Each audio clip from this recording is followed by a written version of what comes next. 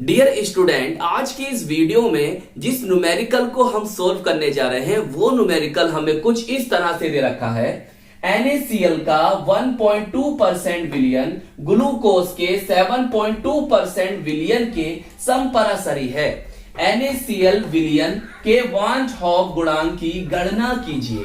तो चलिए फिर कॉपी और पेन निकाल लीजिए और सोल्व करते हैं आज के अपने इस न्यूमेरिकल को। चलिए अब हम इसका कर रहे हैं बच्चों सॉल्यूशन, बोले तो हल।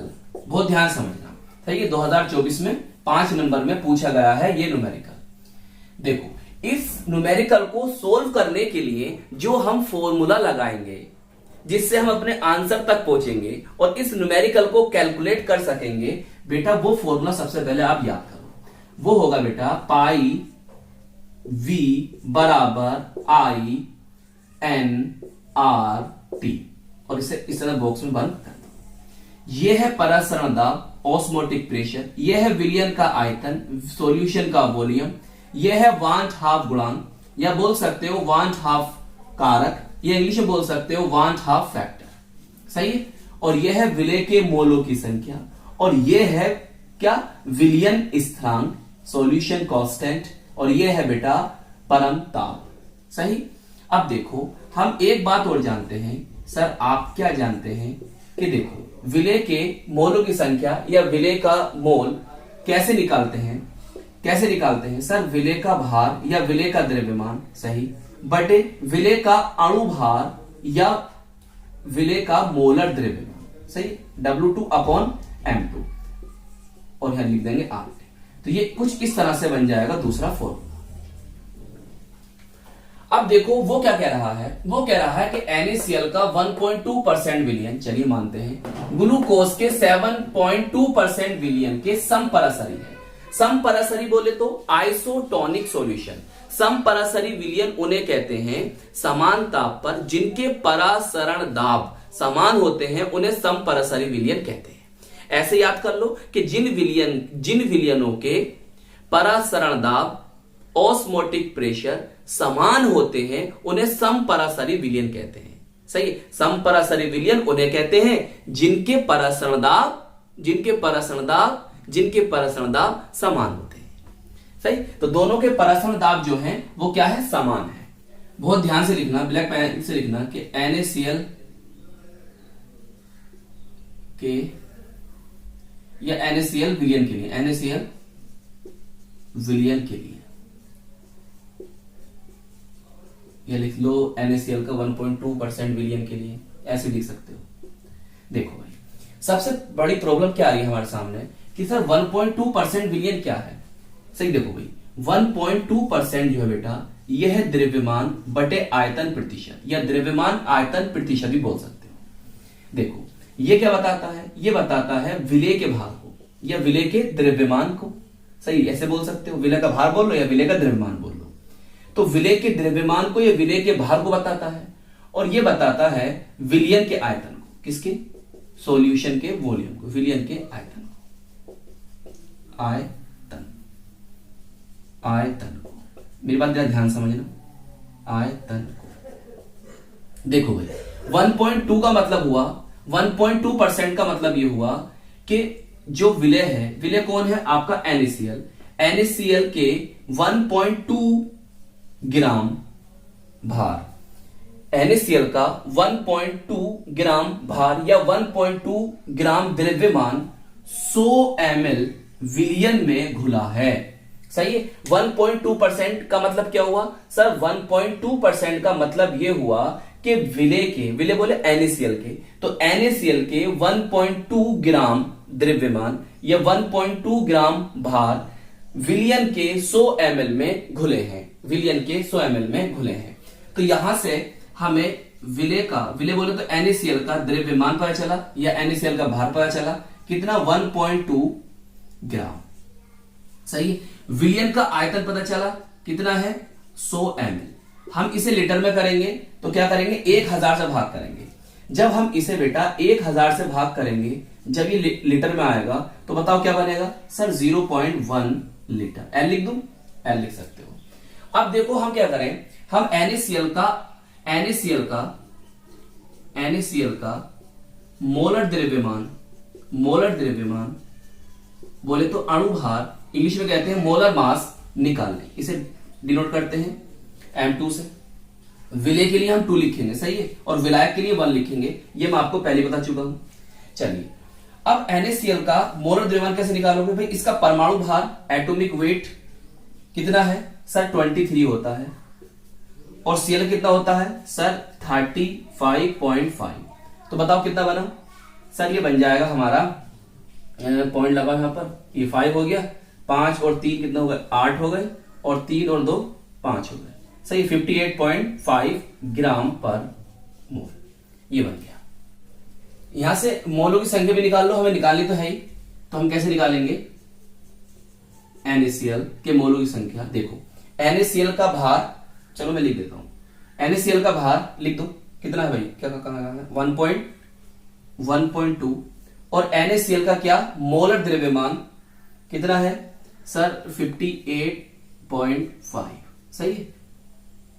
पॉइंट से पॉइंट कैंसिल हो जाएगा, जब आगे कैलकुलेट करोगे तो बेटा ये आएगा 0.02 मोल। बताइए समझ में आई बात? और हमें NaCl विलयन के 1/2 गुणांक की गणना करनी है, तो बोले तो I की गणना करनी है। वैसे 2 आएगा इसका आंसर, देखो कैसा बता, NaCl को तोड़ोगे क्या बन जाएगा? Na पॉजिटिव, Cl नेगेटिव, तो I वाला कितना हो गया? कितने कण बने? 2 बने, 2 आयन बने नहीं बने? तो बस इसका आंसर 2 होगा, सही। लेकिन 5 नंबर में आया भाई, इसे करके दिखाओ। अब बहुत ध्यान समझना, सही, नोट करते हुए चलो। देखो अब फॉर्मूला बना लो, यहां से जो है आप इसकी वैल्यू निकाल लो, तो यहां से देखो परासरण दाब समान है ना, दोनों, मैं दोनों को बराबर कर दूंगा बाद में, सही है, इसलिए यहां से परासरण दाब की वैल्यू निकालो। ये आयतन का इसके बटे में जाएगा, तो यहां बनेगा ये फॉर्मूला I/N/RT अपॉन क्या? आयतन V। तो इसकी वैल्यू हमें कैलकुलेट करनी है, सही है। मोल कितना है सर? 0.02। यहां पर ये वैल्यू कांस्टेंट है, इन्हें ऐसे रहने दो। आयतन सर 0.1 लिख दो, 0.1 आयतन, सही। आगे चले। अच्छा अब हम बात करते हैं किसके? ग्लूकोज के विलयन की। ग्लूकोज के 7.2% विलयन की बात करते हैं। ब्लैक पेन से फिर लिखना, ग्लूकोज या ग्लूकोज भी लिखा मिलता है, C6H12O6 विलयन के लिए चलिए इसके लिए बात करते हैं। देखो भाई 7.2% तो पता चल गया होगा आपको, क्या ये भी विलय है, सही है। ग्लूकोज के 7.2% से पता चला होगा क्या सर? इसका जो भार होगा विलय का, ये विलय है ना ग्लूकोज यहाँ पर, तो ग्लूकोज का जो भार होगा या ग्लूकोज का जो द्रव्यमान होगा वो 7.2 ग्राम होगा, जी सर। और विलयन का जो आयतन होगा वो कितना होगा? 100 ml होगा, तो हम इसे 1000 से भाग देंगे तो 0.11 लीटर आ जाएगा, सही है। फिर हम इसका अणुभार निकालेंगे, सेम जैसे ही करा है ना ऐसे ही करना है हमें। तो हम ग्लूकोज C6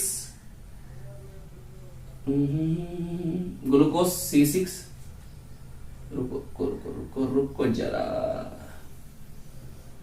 ग्लूकोज C6H12O6 का मोलर द्रव्यमान सही है M2। देखो कैसे निकालते हैं, कार्बन का बेटे 12 परमाणु भार और गुणा कितने कार्बन है सर? 6 है, 6 कर दो, प्लस हाइड्रोजन का 1 है कितने सर? 12 गुणा कर दो, प्लस ऑक्सीजन है कितने सर? 6 ऑक्सीजन है, सही है, 6 ऑक्सीजन है। ऑक्सीजन का परमाणु भार कितना होता है सर? 16 होता है, और है कितना ऑक्सीजन सर? 6 है, तो गुणा 6 कर दो। सबकी जब आपस में करोगे, इसे कैलकुलेट करोगे तो ये आगा बेटा 180 ग्राम पर मोल। बताइए इतनी बात समझ में आ गई। अच्छा अब देखो इसकी भी मौलिक संख्या निकाल लो इसकी तरह। तो हम इसके मौलिक संख्या कैसे निकालेंगे, देखो भाई ग्लूकोस के मौलिक संख्या, तो ग्लूकोस का भार सर 7.2 अपॉन, और इसका भार आ गया, और इसका अणुभार सर 180 है। बताओ इतनी बात समझ में आई है नहीं आई है?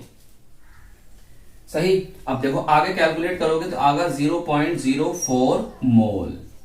बताइए समझो इतना पहले, फिर आगे चलते हैं। अब देखो यहां पर जो आई की वैल्यू होगी, बोले तो वांछाप गुणांक की जो वैल्यू होगी वो 1 होगी।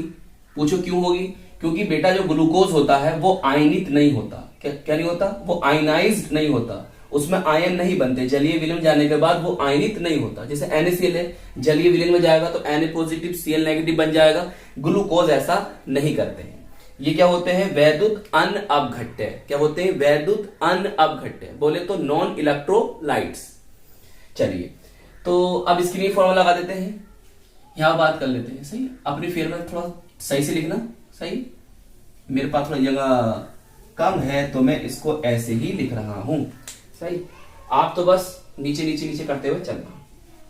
चलो अब देखो फॉर्मूला हमारे पास क्या है, यही है। तो इसका परासरण दाब, ग्लूकोज का परासरण दाब बराबर, सही डायरेक्ट वैल्यू लिख दूंगा। चलो एक बार लिख के दिखा देता हूं, InRT अपॉन V।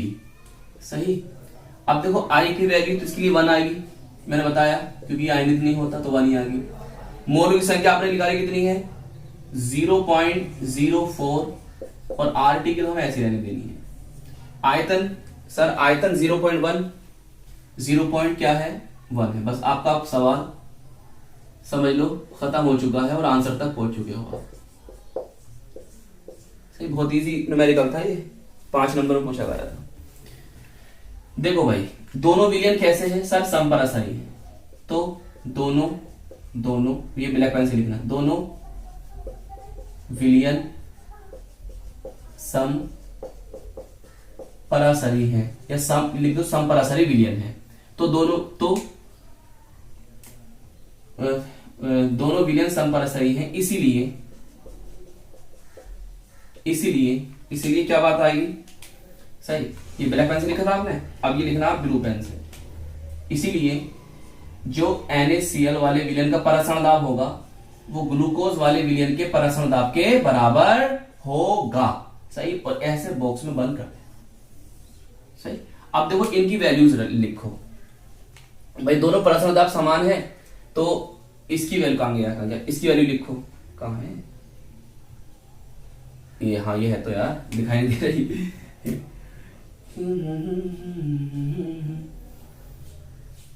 सही, बहुत ध्यान से समझना भाई, 5 नंबर की बात है। देखो अब दोनों समान है, दोनों की वैल्यू बराबर रख दो।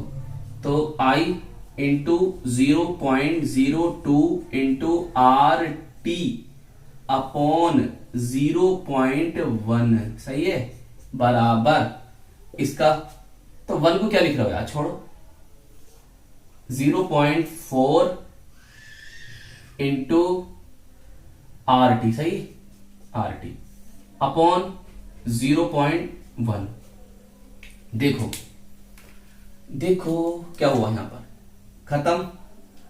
सही, खत्म जी सर। पॉइंट से पॉइंट जाएगा, 2 धुनी। तो बताओ कितना आ गया सर? आ गया I = 2। मैं तो बता रहा था आपको 2 आ गया इसका आंसर, और यही इसका क्या है? आंसर है। बताओ समझ में आई या नहीं आई? तो 2024 में 5 नंबर में पूछा गया ये न्यूमेरिकल। आई होप आपकी अच्छी तरह से समझ में आ गया होगा। अपना ख्याल रखिएगा, खूब मेहनत से पढ़ाई करते रहिएगा, और हम मिलेंगे आपको इसकी नेक्स्ट वीडियो में। जय हिंद, जय भारत।